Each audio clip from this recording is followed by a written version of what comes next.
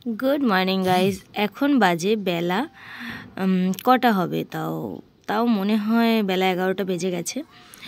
আর আমি যেহেতু ঘড়ির টাইম দেখিনি, এর মধ্যে তোমাদের দাদাভাই নিয়ে এসছে 2 রকমের মাছ। আমার দেখেই তো মাথা ভীষণ গরম হয়ে গেছে, ভীষণ ভীষণ ভীষণ। তো আমি খুব চিৎকার চেঁচামেচি করছিলাম, কারণ মাছের গন্ধ আমি একদমই নিতে পারছি না, সহ্য করতে পারছি না।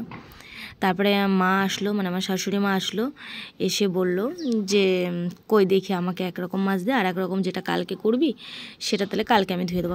আমি দেখলাম যে যখন মা একরকম মাছ নিয়ে গেছে তাহলে আমি কেন পুরোটা ওনার ভরসাতে রাখবো, ওনারও তো মানে খারাপ লাগে। তার জন্য আমি অনেক কষ্ট করে হলেও, কষ্ট ধীরে সহ্য করে হলেও আমি আর এক রকম মাছ কাটতে বসেছি। এখানে আছে আয়লা মাছ। আয়লা মাছটা আমি মানে কেটে নিচ্ছি, আর মা নিয়ে গেছে চারাপোনা মাছটা। আর এখানে দেখো আলু, পেঁয়াজ, সব লঙ্কা, সব সবজি বাজার যেটুকু দরকার ঘরে সেগুলো নিয়ে এসছে তোমাদের দাদাভাই। বিশেষ করে বিশ্বাস করবে না, আজকে মাছ দেখে আমার এতটা মাথা গরম হয়ে গেছে তোমাদের বলে বোঝাতে পারবো না। একে তো শরীর ভালো না, তার মধ্যে মাছের গন্ধ নিতে পারছি না। তার মধ্যে মাছগুলো আনেনি কাটিয়ে, অন্যান্য দিন তাও কাটিয়ে আনে। আজকের মাছগুলো দেখো আঁশগুলো ছাড়ায়নি, কিছু না, শুধুমাত্র পেটটা কেটে নিয়ে চলে এসছে। এবার এইগুলো ছাড়াতে না ভীষণ পরিমাণে কষ্ট হয়, জানো তো।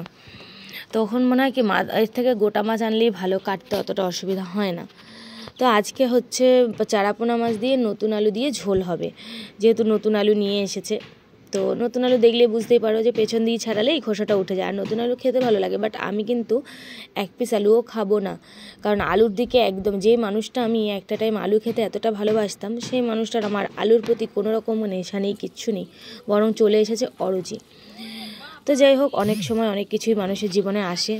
তো এদিকে দেখো আমার সব কাটাকুটি রেডি হয়ে গেছে, আর আমি এদিকে দেখো মা মাছগুলো ধুয়ে দিয়ে গেছে। আমি এই মাছটা রান্না করবো, আর যেটা আমি কেটেছি সেটা রেখে দেবো।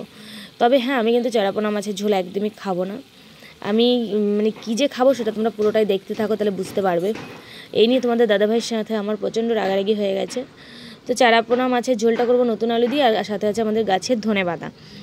দারুণ টেস্ট হবে, কিন্তু আমার কপালে নেই, কারণ আমার কপালে যেতে চায় না। এটা আমার কাছে এখন মনে হয় বিশেষ সময় লাগছে।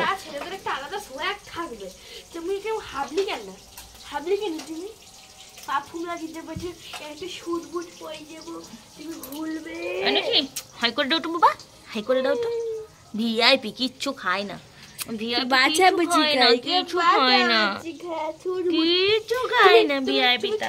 2 রকমের আলু, একটা হচ্ছে পুরাতন আলু আর একটা হচ্ছে নতুন আলু। এটা হচ্ছে পুরনো আলু আর এটা নতুন আলু, দেখি বুঝতে পারছো। আর নতুন আলু ছোটোটাও নিয়ে এসছে দম খাওয়ার জন্য। দাঁড়াও, দেখো দম খাওয়ার জন্য ছোটো নিয়ে এসছে। এটা এরকমই থাকবে, এটা কিচ্ছু করবো না।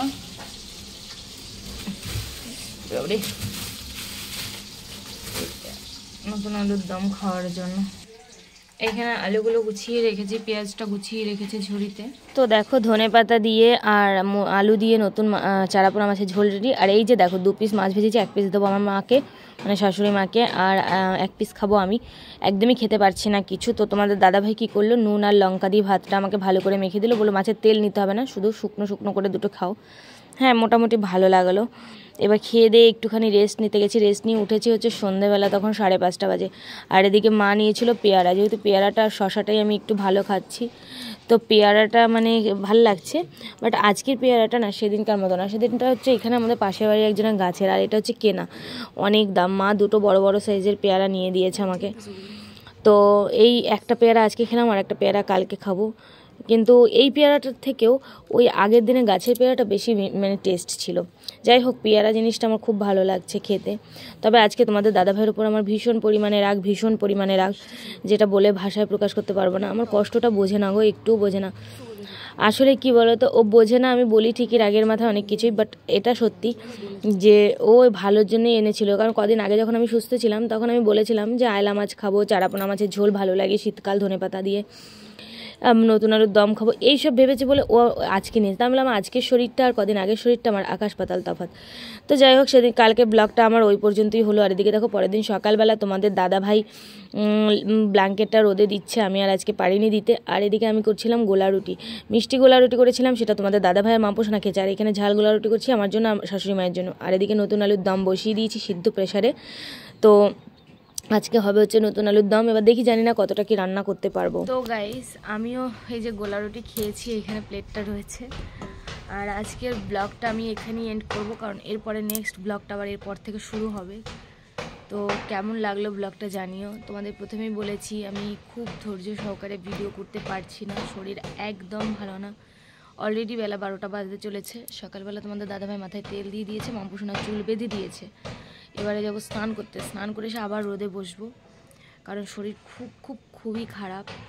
তো চলো আজকের ব্লগটা এই পর্যন্ত, দেখতে থাকো নেক্সট ভিডিও কি আসে।